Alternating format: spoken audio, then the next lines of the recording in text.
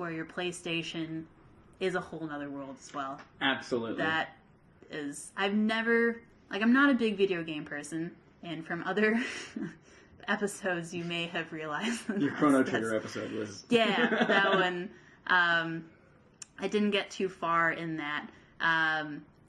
The video games that I do enjoy, like I love, and in fact, the Long Dark episode that we did, I could totally see that in VR. Like, that would be so amazing. And I could see certain video games being more interesting that you're, like, in this world. Like, you're captured, you're captivated, you're part of it. Even just watching some of, like, the movies on there, that you're not really interacting with anything, but, like, you can move your head and you can, like, see things that you normally wouldn't see just watching regular video. So, yeah. I feel like there are, like, a few different types of VR kind of viewing experience nowadays so far.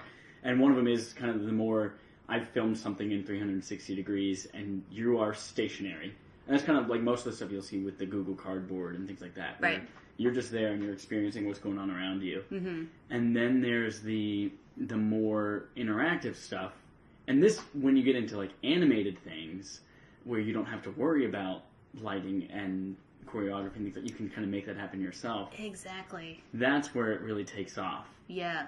Where you can explore this world on your own. Things are happening all around you, and they can continue to make that interesting. But then you become the camera, and you're moving around this world. Right, because that was kind of already built into video games already. Right. It was just the 3D was already created, but you have this very static camera that is moving through it. So it must not be that much more difficult for video game developers when they're creating stuff in 3D to just make it virtual reality, I would think. I don't know. Well, there are a lot of, when it switches from interactive experience to a game, that's where there's a lot of things you have to think about, like, how does the player move? I don't know if did you ever, in any of the stuff that we did you ever feel motion sickness at all?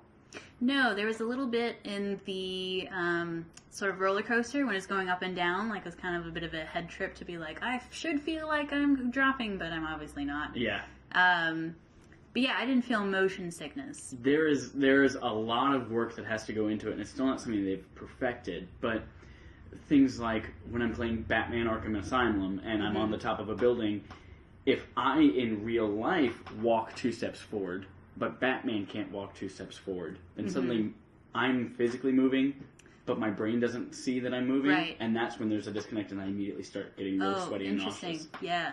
Huh. So that kind of thing, like movement, how do they do it? And right now, in a lot of video games, they are kind of conquering this with having static points that rather than you moving in that point, you click a button and suddenly you just warp over to that area. Oh, interesting. That way kind of takes that out of it. Yeah, it's a little bit less work for them. Yeah. Huh. There's actually, so one of the games that is fully like a full-length video game, Resident Evil 7 just came out and is playable, the whole thing in PlayStation VR. First of all, it's terrifying.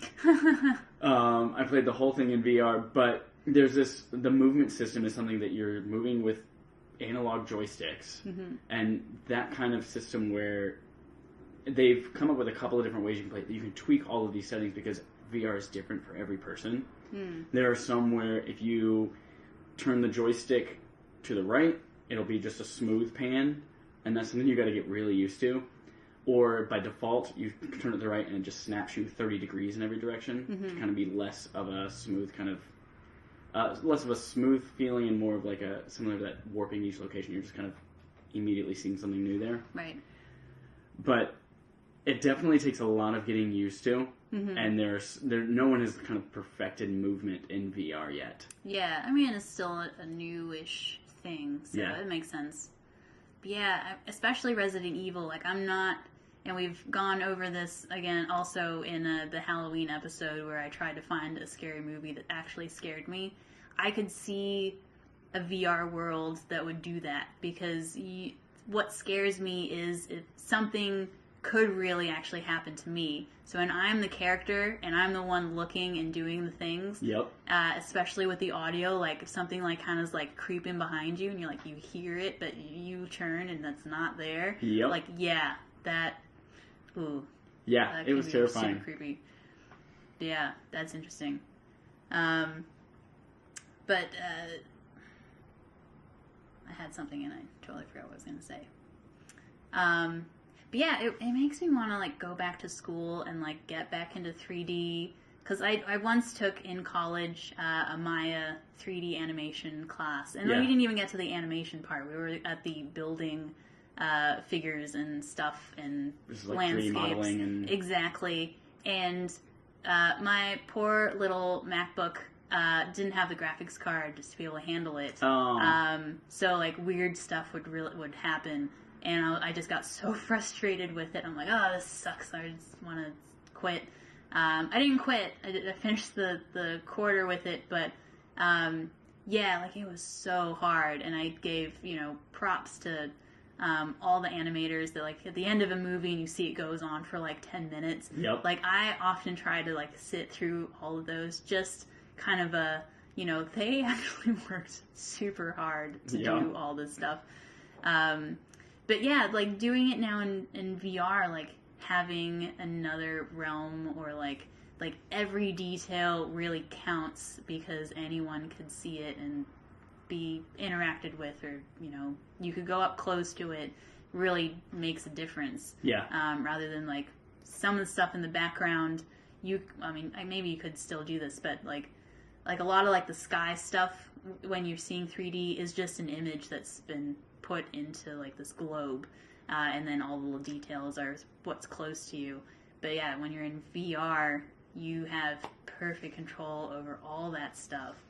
But kind of like with the cameras, like you need equipment that can handle processing all this information. Like even back then, Maya took a render farm at school to render all of the frames. Once you'd finished it, we'd kind of make like a quick little 30-second thing. And it would take hours. Yeah. And that's another thing for video games where it's not a rendered finished product. Right. You like are in depending on where it. you are and what you're seeing, what you're moving, it's rendering as it's going. Yeah, all in real time. So yeah. Like I looked into a computer to be able to run like the HTC Vive. Mm-hmm. Oculus Rift also does the same thing. Like you need a really good computer to do that. And it's mostly in the graphics card. Like you need top level graphics card to be able to handle these video games. There's definitely no Mac that has that capability at the moment. Definitely not right without like hacking with external boxes and all this other crazy stuff. HTC and I imagine Oculus are like, we're not even bothering to make the Mac versions of these games because there's no way that this is going to play it.